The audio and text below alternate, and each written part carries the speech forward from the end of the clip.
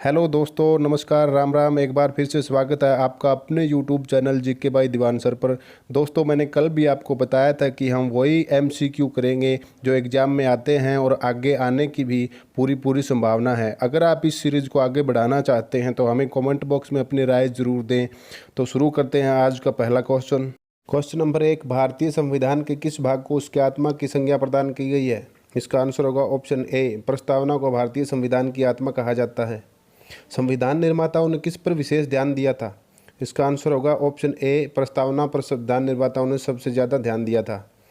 भारत में जनप्रिय संप्रभुता है क्योंकि भारत के संविधान की प्रस्तावना शुरू होती है इन शब्दों से। इसका आंसर होगा ऑप्शन डी, हम भारत के लोग। भारत को गणतंत्र क्यों कहा जाता है? इसका आंसर होगा ऑप्शन डी, यहाँ राज्य का प्रमुख निर्धारित अवधि के लिए निर्वाचित होता है। धर्मनिरपेक्षता का क्या अर्थ है? इसका आंसर होगा ऑप्शन सी, राज्य सरकार द्वारा किसी धर्म को स्वीकार नहीं करना।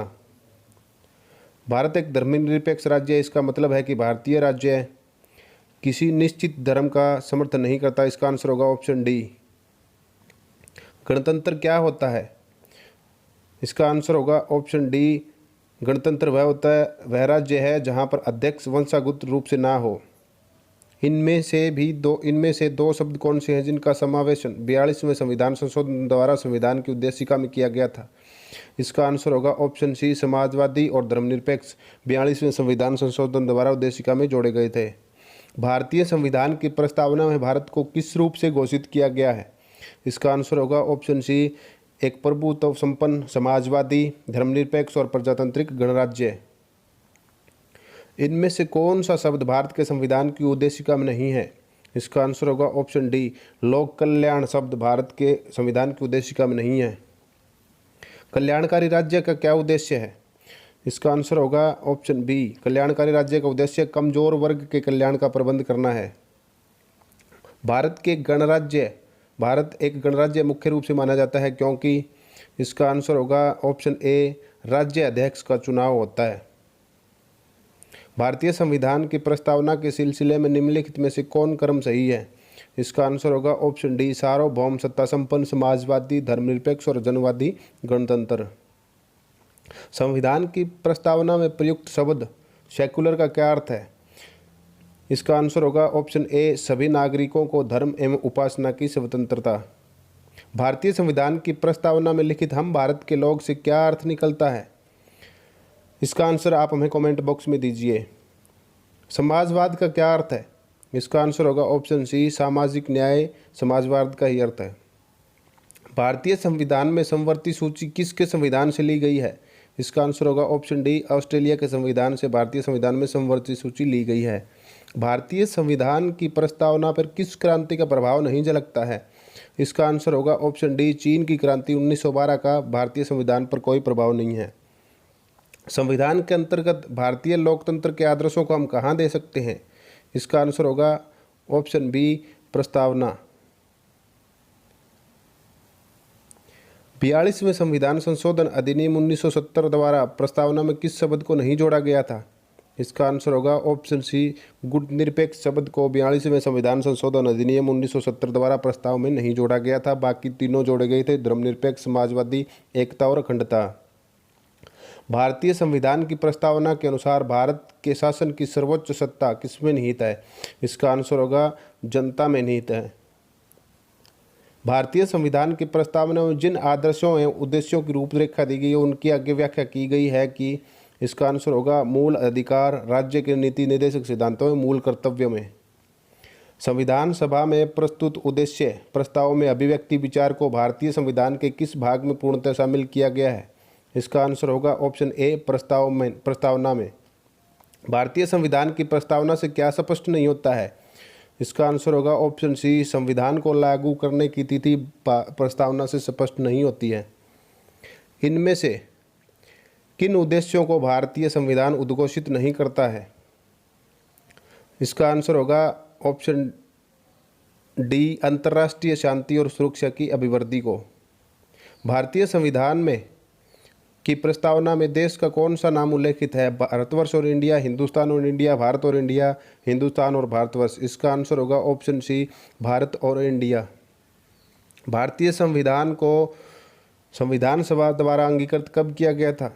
इसका आंसर होगा ऑप्शन ए 26 नवंबर 1949 को। किस वर्ष भारत एक प्रभुत्व संपन्न प्रजातांत्रिक गणराज्य बना था? इसका आंसर होगा ऑप्शन सी 1950 में भारत एक प्रभुत्व संपन्न प्रजातांत्रिक गणराज्य बना था। संविधान की उद्देशिका या प्रस्तावना का संशोधन कितनी बार किया गया है? इसका आंसर होगा ऑप्शन सी 1 बार। भारत के संविधान की प्रस्तावना में प्रथम संशोधन कब किया गया था? इसका आंसर होगा ऑप्शन सी 1976 में भारत के संविधान की प्रस्तावना में प्रथम संशोधन किया गया था। संविधान की प्रस्तावना सभी भारतीय नागरिकों को निम्न में से कौन सा एक उपलब्ध कराने के लिए वायदा नहीं करती है? इसका आंसर होगा ऑप्शन डी पूजा की समानता। बाकी तीनों भारत का संविधान वायदा करता है सामाजिक न्याय का, राजनीतिक न्याय का, विचार की स्वतंत्रता का। भारतीय संविधान की उद्देशिका में परिवर्तन किस संशोधन अधिनियम में किए गए थे? इसका आंसर होगा ऑप्शन सी 42वें संशोधन अधिनियम 1976 द्वारा। प्रस्तावना का वह, इसका यह वह नहीं है, यह वह, प्रस्तावना का वह प्रावधान जो सभी वयस्क नागरिकों को मतदान का अधिकार प्रदान करता है क्या कहलाता है? इसका आंसर होगा ऑप्शन बी प्रजातंत्र। भारतीय संविधान का प्राधिकार स्रोत कौन है? इसका आंसर होगा ऑप्शन बी भारत के लोग। भारत के संविधान में भारत को क्या माना गया है? इसका आंसर होगा ऑप्शन सी राज्यों का एक यूनियन। भारतीय संविधान का स्वरूप किस प्रकार का है? इसका आंसर होगा ऑप्शन सी संरचना में संघात्मक और भावना में एकात्मक। भारतीय संविधान के संदर्भ में कहा जाता है कि है, इसका आंसर होगा ऑप्शन बी वकीलों का स्वर्ग है। भारतीय संविधान को वकीलों का स्वर्ग माना जाता है। भारतीय संविधान पर सबसे अधिक प्रभाव किसका पड़ा है? इसका आंसर होगा ऑप्शन ए भारत सरकार अधिनियम 1935 का सबसे ज़्यादा प्रभाव है। इनमें से किस से एक निर्धारित होता है कि भारत का संविधान परिसंघीय है? इसका आंसर होगा ऑप्शन सी केंद्र एवं राज्यों के बीच शक्तियों का वितरण। भारत में किस प्रकार की शासन व्यवस्था अपनाई गई है? इसका आंसर होगा ऑप्शन बी ब्रिटिश संसदात्मक प्रणाली। भारतीय संविधान के वैध होने का कारण क्या है?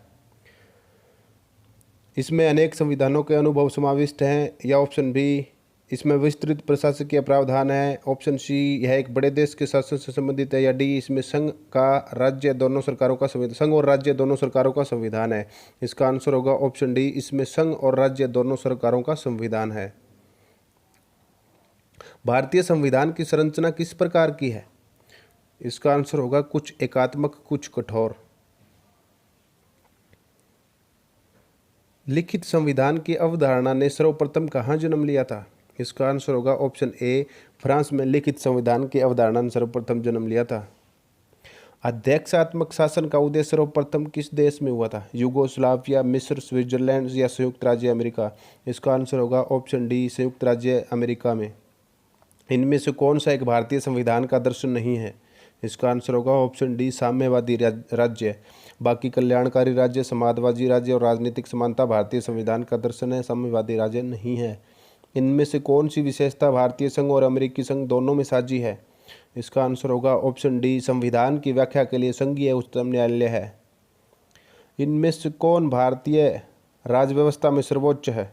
संसद, धर्म, संविधान या सर्वोच्च न्यायालय? इसका आंसर होगा ऑप्शन सी संविधान सबसे ऊंचे स्थान पर है। भारतीय संविधान का आप किस प्रकार वर्णन करेंगे? इसका आंसर होगा ऑप्शन सी विश्व के सबसे विस्तृत संविधान में से एक है। भारत का संविधान मान्यता प्राप्त करता है। इसका आंसर होगा ऑप्शन सी धार्मिक एवं भाषाई अल्पसंख्यकों को।